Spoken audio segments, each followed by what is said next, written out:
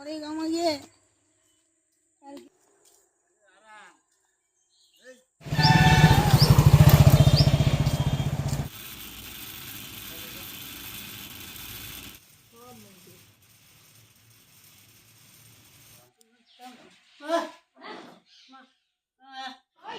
আমি এই মুহূর্তে রয়েছি দক্ষিণ দিনাজপুর জেলার গঙ্গারামপুর ব্লকের ঠ্যাঙ্গাপাড়া এলাকায়, যেখানে দুই ভাই অনন্ত সরকার এবং প্রশান্ত সরকার বিশেষভাবে চাহিদা সম্পন্ন হওয়ার পরেও তাদের নিজেদের ঐতিহ্য তাঁত শিল্পটাকে ধরে রেখেছে।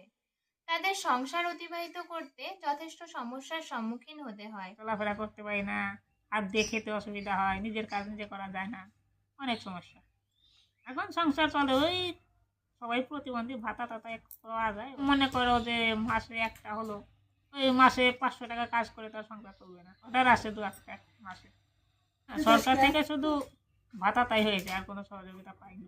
হ্যাঁ, ঘরের জন্য করা হয়েছিল কিন্তু পাইনি।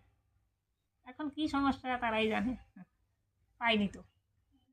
গঙ্গারামপুর ব্লক দক্ষিণ দিনাজপুর জেলার এক শান্ত সবুজে ঘেরা এলাকা। একসময় এই অঞ্চল তাঁত শিল্পের জন্য বিশেষভাবে পরিচিত ছিল।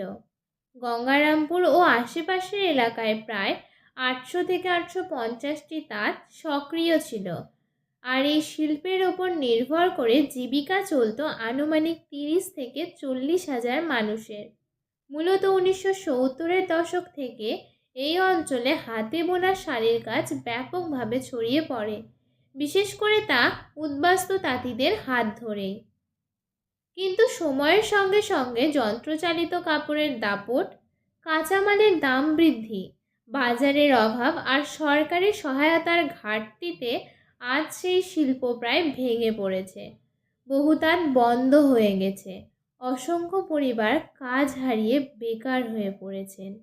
যে শিল্প একসময় গঙ্গারামপুরের পরিচয় ছিল, আজ তা টিকে থাকার লড়াই লড়ছে।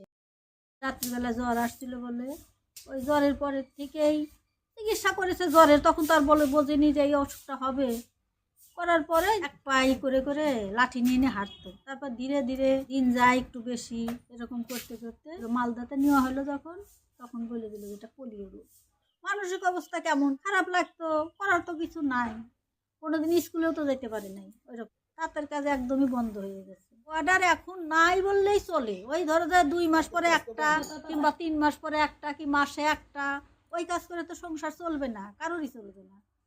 এই বাস্তবতার মধ্যেই বেলবাড়ি গ্রাম পঞ্চায়েতের ঠ্যাঙ্গাপাড়ায় থাকেন দুই ভাই, অনন্ত সরকার ও প্রশান্ত সরকার। দুজনেই বিশেষ চাহিদা সম্পন্ন। প্রশান্ত সরকার পোলিও রোগে আক্রান্ত, শারীরিকভাবে খুবই দুর্বল, তবু তাঁত ছাড়েননি। আর অনন্ত সরকার কথা বলতে পারেন না, শুনতেও পান না, কথা আর শব্দ নয়, তাদের জীবনের ভাষা এখন শুধু কাজ। কিন্তু আজ সেই কাজও নিয়মিত নেই। এক সময় যেখানে ধারাবাহিক অর্ডার আসতো, এখন সেখানে 1 মাসে হয়তো একটা, কখনো 2 মাসে একটা কাজ আসে। সেই অল্প কাজ আর সামান্য প্রতিবন্ধী ভাতার টাকাতেই কোনো রকমে চলে তাদের সংসার। বাইরে গিয়ে কাজ করার সুযোগ তাদের নেই। প্রতিবন্ধকতা আর সামাজিক বাস্তবতা সেই রাস্তা বন্ধ করে দিয়েছে। তাই তাঁত শিল্পই তাদের শেষ ভরসা। ঐতিহ্যকে আঁকড়ে ধরে তারা টিকে থাকার চেষ্টা করছেন, যদিও মাসে 1-2টো কাজ নিয়ে প্রকৃত অর্থে তারা আজ বেকারত্বের মধ্যেই পড়ে আছেন। প্রশাসনের কাছে আর কি চাইবো, চাওয়ার মধ্যে তো ঘরটাই চেয়েছিলাম, তা তো দিলই না। ওই পেনশনটা যদি একটু বাড়ে তো এটাই আর কি। 1000-এর জায়গায় যদি 2000 হয় তাহলে চলতে একটু সুবিধা হবে। আমি হয়তো ডিজাইনগুলো দেখিয়ে দিতাম, ও দাদা করতে পারতো না, ও বোবা, ওকে দেখিয়ে দিতাম। অন্যদিকে বংশীহারির নির্মল সরকার একজন দৃষ্টিহীন ও মুখবধির মানুষ।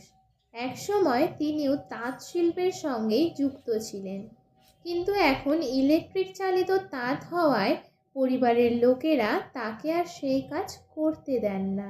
বিদ্যুতের তারে যদি কোনো ক্ষতি হয়ে যায়, এই আশঙ্কাতেই তার কাজ বন্ধ হয়ে গেছে। কাজ করার ইচ্ছে থাকলেও নিরাপত্তার অভাবে আজ তিনি কার্যত কাজ থেকে দূরে। সেই কারণেই অনন্ত সরকার ও প্রশান্ত সরকারের মতোই নির্মল সরকারও প্রকৃত অর্থে আজ বেকারত্বের মধ্যেই পড়ে আছেন। মানে আমাদের বাড়িতে হস্ততাঁতের তাঁত শিল্প ছিল, সেটার উপরে নির্ভর করে আমরা সবাই থাকতাম, চলতাম। এই পাশে থেকে থেকে থেকে থেকে ওই দেখতে দেখতে মানে অনুভব করতে করতে একটা কাজ করা শেখে আর কি। কিছুদিন করার পরে তো লকডাউন হয়ে যায়, তারপরে হস্ততাঁতের তাঁত শিল্প বন্ধ হয়ে যাওয়ার পরে এও একদম বেকার হয়ে যায়। আর এখন চলছে না, শাড়ি চলে না, বাজারে মার্কেট নাই, যার জন্য এখন আর তাঁতের কোনো বাজার নেই, ওই জন্য তো তাঁত সব বন্ধ হয়ে গেছে। ইলেকট্রিকের যে তাঁতটা এখন টুকটাক চলছে, সেটা ওকে দেওয়া যায় না, যদি শর্টট খাই সেই ভয়ে হয়তো আমরা দিই না। তখন তার যখন চলতো আর কি, কাজ করতো, তখন কিছু ইনকাম করতো আর কি, মোটামুটি না হলেও ধরেন কিছুটা হলেও তো একটু উপকার হতো আর কি।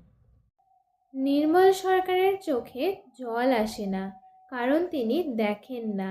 তার মুখে অভিযোগ নেই, কারণ তিনি বলতে পারেন না। কিন্তু তার নীরবতায় সবচেয়ে বড় প্রশ্ন হয়ে দাঁড়ায়, এই সমাজ কি এমন মানুষদের জন্য একটু নিরাপদ ব্যবস্থা করতে পারে না, যাতে কাজ করার অধিকারটা অন্তত কেড়ে না নিতে হয়। ওর নিজস্ব যে কাজগুলো, চান, বাথরুম, পায়খানা, এগুলো করা ও নিজস্ব নিজেই করতে পারে। চান করার জন্য হয়তো দেখা গেলো মাথায় এরকম হাত দিয়ে দেখায় দেয় যে চান করে, তাহলে বুঝতে পারে এখন চান করতে হবে। যদি সরকার যদি একে আরেকটু সহযোগিতা করতো, তো যদি একটু ভাতাটা বাড়ায় দিত, তাহলে আমাদের সংসারটা একটু ওর পক্ষেও একটু সুবিধা হতো চলার পক্ষে। এই তিনজন আমাদের সামনে একটাই প্রশ্ন রেখে যান, যে তাঁত শিল্প একসময় হাজার হাজার মানুষের রুজি রোজগার ছিল, আজ তা কেন এমন অবহেলিত? মাসে এক দুটো কাজ বা কাজ হারিয়ে যাওয়ার ভয়ে কি কোনো শিল্পী বাঁচতে পারে? এই ঐতিহ্যকে বাঁচাতে আমরা কি কিছুই করতে পারি না? অনন্ত, প্রশান্ত আর নির্মলের লড়াই আমাদের মনে করিয়ে দেয়, অক্ষমতা নয়, আসল সংকট অবহেলা আর সুযোগের অভাব।